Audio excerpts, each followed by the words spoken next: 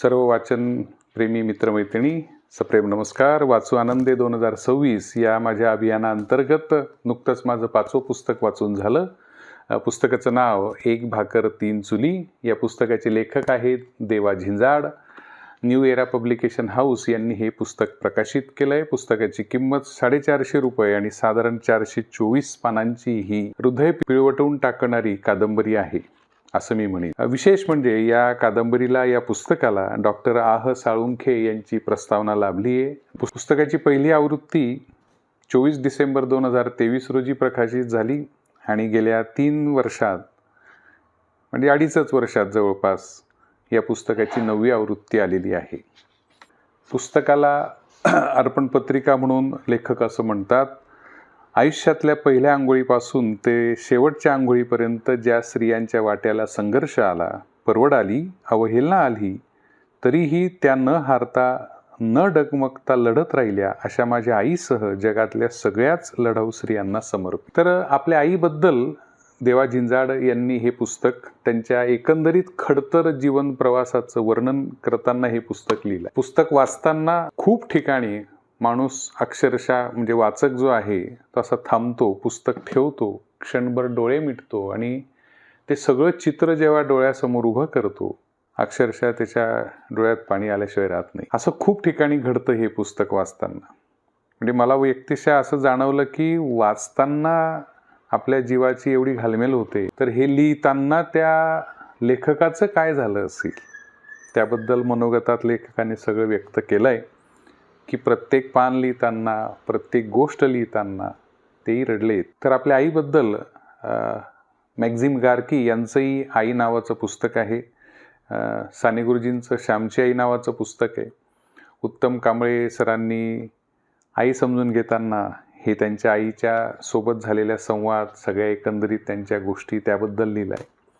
तर या पुस्तकाची मुख्य नायिका म्हणजे देवा झिंजाड यांची आई, जिचं नाव पारू ही आहे. एकंदरीत पुस्तकाचं मुखपृष्ठ जर आपण पाहिलं तर एक भाकर तीन चुली याला असे बारीक बारीक बारीक काट्यांसारखं दाखवलं आहे. इथे या ठिकाणी एक भाकरी दाखवली आणि ती भाकरी मिळवण्यासाठी किंवा पोट भरण्यासाठी जीवनभर संघर्ष करणारी एका स्त्रीचं साधारण रेखाटन केलेलं आहे. तर ही पारू नावाची बाई म्हणजे या पुस्तकाची मुख्य नायिका, हिचा जन्मच मुळी खूप कठीण परिस्थितीत झाला आहे. तुळसा तिची आई म्हणजे लेखकाची आजी, अक्षरशः म्हणजे शेतात काम करत असताना पारूचा झालेला जन्म, घरात 18-20 दारिद्र्य. तशा परिस्थितीत पारू जन्माला येते, हळूहळू वाढते. म्हणजे ती जन्माला आल्यानंतर शेतात तिचा जन्म होतो, तिची आई काम करत असते पारूची, आणि ती जेव्हा त्या नुकत्याच जन्मलेल्या बाळाला घेऊन घरात येते तेव्हा तिचे सासरे तिला घरात घ्यायला नकार देतात. दिवसभर ती मागच्या बाजूला गोठ्यात थांबते. सायंकाळी नवरा येतो म्हणजे पारूचे वडील, आणि मग पुढच्या सगळ्या गोष्टी इथे दिल्या. तर खूप कठीण असा प्रवास आहे. वयाच्या अवघ्या 10व्या वर्षी पारूचं पहिलं लग्न बळजबरी लावलं जातं. पारूचा आजोबा त्या निमित्ताने समोरच्या कुटुंबाकडून काही पैसे घेतो आणि बळजबरी तिला मंडपात उभं करतो, लग्न लावलं जातं. तिच्या पहिल्या नवऱ्याचं वय त्यावेळी 44 ते 48च्या दरम्यान असतं. म्हणजे चौपट वयाचा माणूस, त्याच्याशी हिचं बळजबरी लग्न लावलं जातं.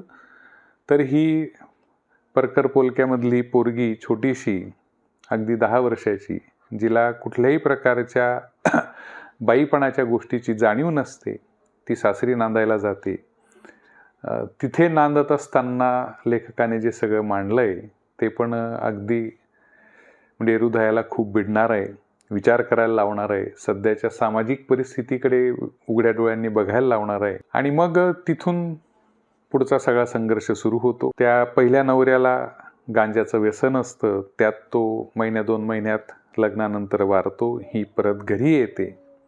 घरी आल्यावर पुन्हा अवहेलना, अशा बऱ्याच गोष्टी सुरू आहेत. 14-15 वर्षाची पारू होते आणि मग तिचा पुन्हा दुसऱ्या लग्नाचा विचार केला जातो. त्या काळी तो घेतलेला धाडसी निर्णय तिच्या आईवडिलांनी, त्याला मौथीर असं म्हटलं जातं, ते रात्रीच्या वेळी लावलं जातं. ते सगळं वर्णन ते लावल्यानंतर मग तिथून सुरू झालेली दुसरी चूल असं आपण म्हणूयात. त्या दुसऱ्या चुलीवर आयुष्याची भाकरी भाजण्याचा प्रयत्न पारू करते.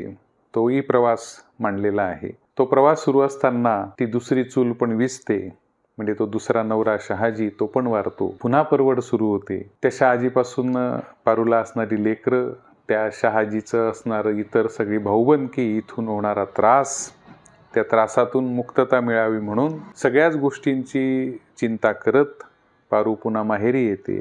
माहेरी आल्यावर पुन्हा अवहेलना, घरात अजून पुन्हा तोच आजोबाजू असतो तो. अशा वेगवेगळ्या सगळ्या गोष्टी तिच्या त्या प्रवासात घडतात. ते माहेर पण सोडते, सासर पण सोडते. आणि मग हे सोडल्यानंतर जो तिचा प्रवास आहे, त्याच्यात तिला आलेल्या अडचणी, वेगवेगळ्या लोकांनी केलेली मदत, असं सगळं इथे वर्णन केलं आहे. आणि मग तिच्या आयुष्यात तिसरी चूल येते आणि त्या तिसऱ्या चुलीवर भाकरी भाजत असताना आयुष्याची मग या लेखकाचा जन्म होतो. तर असा हा प्रवास मांडलाय. आणि मग एकंदरीत लेखक जसा मोठा होत जातोय, शाळेत जातोय, आईला असणारं शिक्षणाचं महत्त्व, घरात 18-20 दारिद्र्य, पण माझं लेकरू शिकलं पाहिजे ही असणारी तळमळ, ही खूप सुंदररित्या मांडली आहे. कष्टाचं महत्त्व जाणवून देणारी आई म्हणून त्याचा विशेष उल्लेख लेखक करतात. वेगवेगळी प्रकरणांना खूप वेगवेगळी नावं दिली आहेत. त्याच्यातल्या एक पीच क्युरेटर म्हणून या प्रकरणाचा समारोप करताना लेखक असं म्हणतो, प्रतिकूल परिस्थितीच्या पीचवर कष्टाची चोपणी करून आयुष्याची मॅच जिंकायची उमेद आम्हाला गरिबीच देत आली होती. म्हणून तर आमच्या आयुष्याच्या गरीब पीचला मोठ्या हिमतीनं नीटनेटकं करणारी माझी आईच मला खरी पीच क्युरेटर वाटत होती. मी मात्र निमित्त मात्र होतो. लेखक मोठा होतो, आपल्या आईचा सगळा जीवन प्रवास समजून घेतो आणि मग या पुस्तकाच्या रूपाने तो वाचकांसमोर आणतो. पुस्तक आपण अवश्य वाचावं. त्याद्वारे आपल्याला आपल्या पण स्वतःच्या आईला समजून घेता येईल. तिच्याबद्दल अजून काही अधिकचं जाणून घेण्याची उत्सुकता निर्माण होईल. एवढ्यासाठीच नक्की आपण हे पुस्तक वाचा. पुस्तकाचं नाव 1 भाकर 3 चुली.